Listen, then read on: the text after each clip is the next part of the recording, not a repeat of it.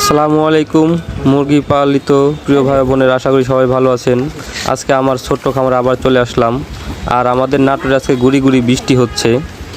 এই বৃষ্টিতে মুরগি নানা রকমের অসুখ হয়ে থাকে।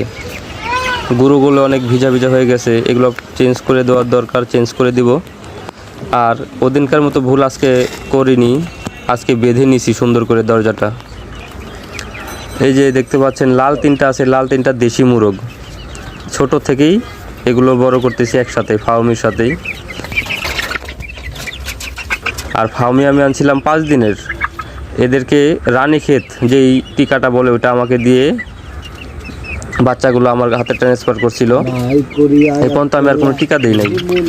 পাশে যে ভুট্টাবি দেখতে পাচ্ছেন, এটা হচ্ছে বিলের সাইড। এই বিলের সাইড দিয়ে খুব সুন্দর বাতাস আসে, কারণ এই ফার্মি মুরগি গরম লাগে, খুব প্রচণ্ড গরম লাগে। এখানে আমার ফ্যান